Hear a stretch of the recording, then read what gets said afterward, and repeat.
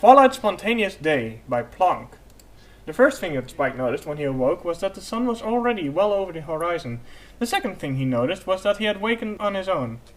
The young dragon tried to remember the last time he had awakened on his own, when it was not because of his tummy ache or being startled awake by a nightmare. The usual routine involved having a blanket whipped off of him at an unpleasant o'clock in the morning, usually right in the middle of a happy dream involving lava and endless jewel hoards.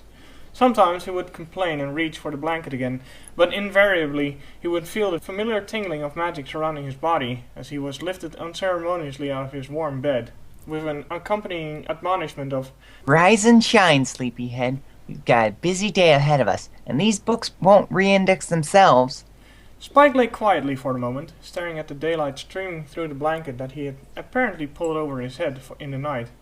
Though not normally prone to noise, the library was unnaturally quiet this morning, except for... what was that breathing he heard nearby? Slightly puzzled, the dragon reached up a claw and slowly drew the blanket back from his face. He blinked twice against the harsh glare of light, and then he let out an involuntary yelp as the face of Twilight Sparkle resolved itself a foot from his own. Gah! He said, jumping up from the bed and a step away from the unicorn who had apparently been standing silently staring into his bed. What's going on, Twilight? "I'm waiting for you to wake up," said the pony, in a manner that suggested that she had just said something obvious. "Now I can cross that off my list. Let's sleep in. Done." As she spoke, she willed a quill across the parchment list on the floor beside his bed. Spike leaned over and peered dubiously at the short list. It was in the pony's familiar sloppy scrawl, and two of the items had already been crossed out. You made a list without my help? He asked incredulously. Are you feeling alright? Should I call somebody? Twilight lifted the list and quill and levitated them ahead of herself as she turned and trotted primly back towards her writing table. "I feel fine, Spike. Great, in fact," she said, with a slightly affected cheerfulness that suggested she felt anything but great. "I just thought I would mix things up a bit today." Spike grabbed a ruby from his bedside snack ball and then rejected it for a sapphire.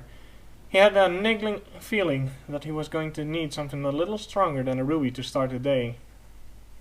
Okay, Twilight, what's going on? He asked. When I hear you say something like mix things up, I get a bit nervous. The pony sighed with an air of exasperation, and for a moment Spike was afraid that he was going to clam up on him. She sighed again and turned to face him.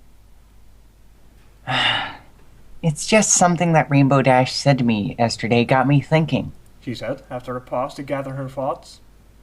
"She accused me of not having a spontaneous bone in my body, and I assured her that there was no such bone.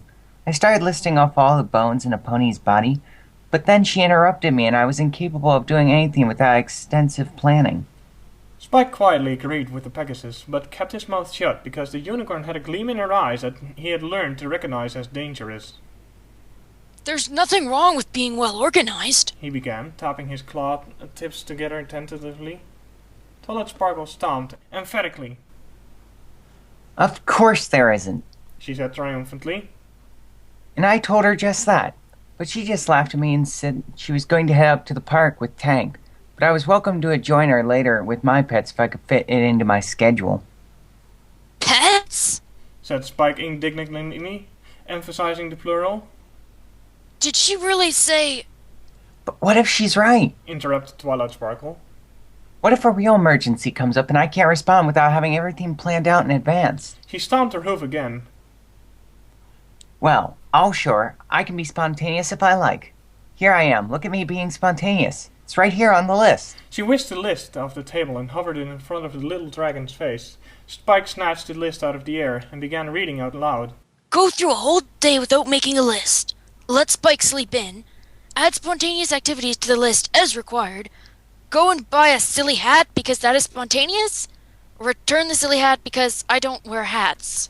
The list went on, but Spike's eyes went back to the first item, and he read it again to himself as a feeling of horror slowly crept over him.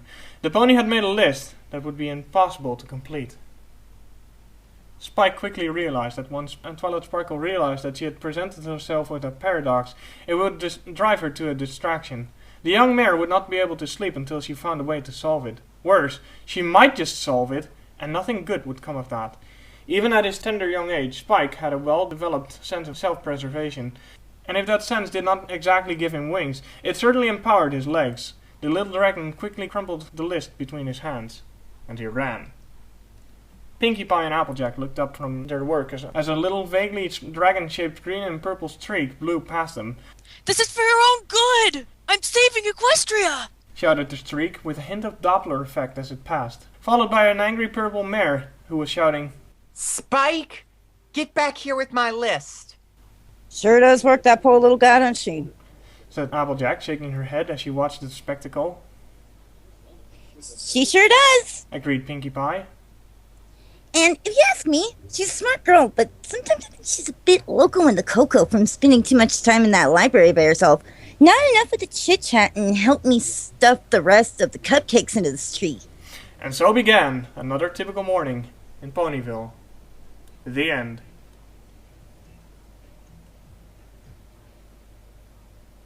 Here's a somewhat striking statistic.